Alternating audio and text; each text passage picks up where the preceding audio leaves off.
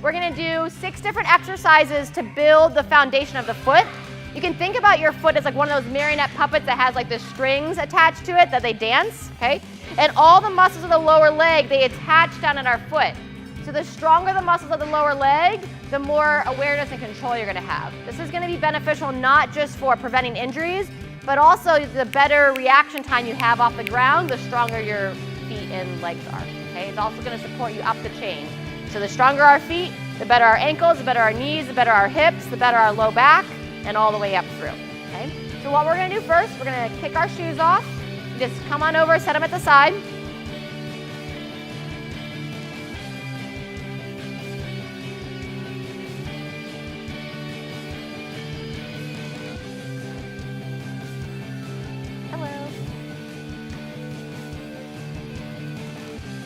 All right, so come on down with me. We're gonna line up on the rubber mats, okay?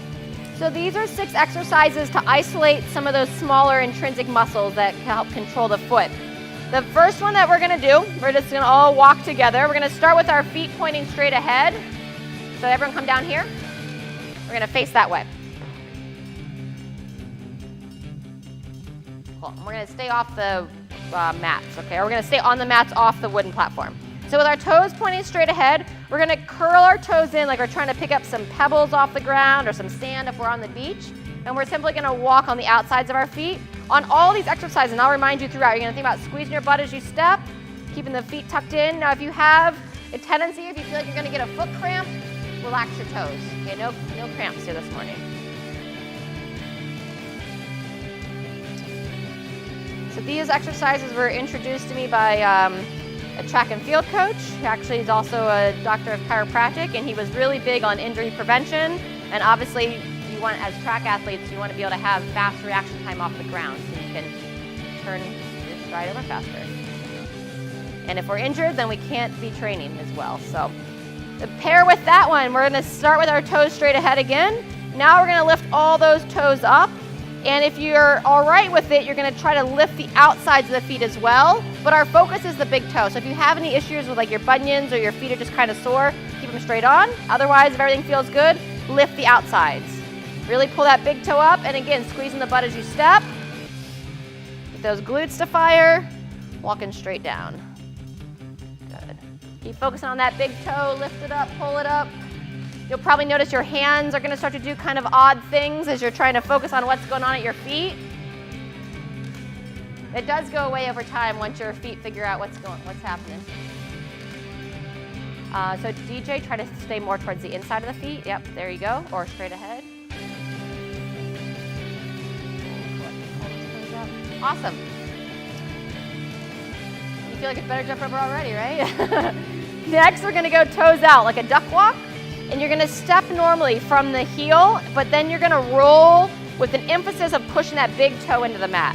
Coming up on the toes, squeezing the butt, really try to push that big toe down. Go ahead and begin. Walking down the floor, taking your time, working on that balance.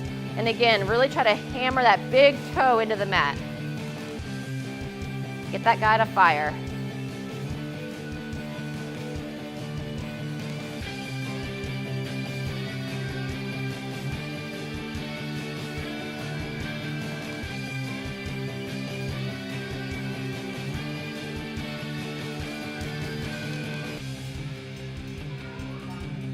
That's right. Just think about how strong the feet of ballerinas are.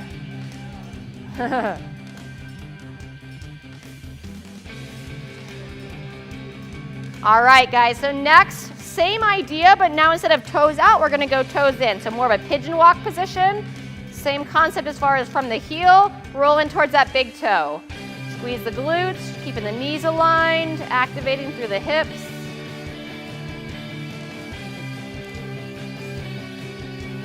Make your way down. And these are exercises that just doing them once isn't going to make a huge difference, but consistently done over time, it'll make a big difference. You know, when just kind of like the day and age of our society and our living, in that we walk around on hard level floors all the time, we wear shoes. If we lived in an environment in which we walked around on dirt trails and grassy fields that we were like kicking our shoes off, then our feet are a lot more developed. And we're all going to be born with different variations as far as like how high our arches are. But if we're not aware of it and we don't develop our feet, as we get older and older and older, we'll lose our arch, the ankles will start to drop in, and that's going to impact everything else up the chain. So always want to keep an eye there. All right, next, we're going to come up on the toes, walking backwards on the toes. Squeeze the butt as you step. Let's just go down to the start of the rig on this one and then turn around and take it back. Because next I'm going to have you put your shoes back on for the last one. If you can go ahead and turn around from there, make your way back to your shoes.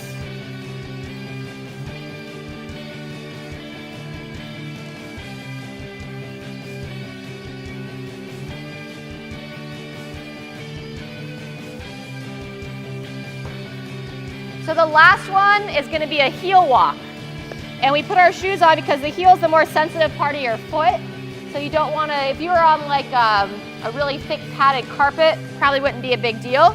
But especially on this hard surface, you want to protect that heel. So do this last one with your shoes on. And this is the most common one. I did this in like high school track. We always did this one. It's just a heel walk. Not hyperextending the knees, just keeping all those toes lifted. As always, engaging those glutes as you step. So just down and back. Okay. These are most effective if they're done on a daily basis. Sometimes I'll just have people do them when they're like brushing their teeth or whatnot, just like a part of your regular day.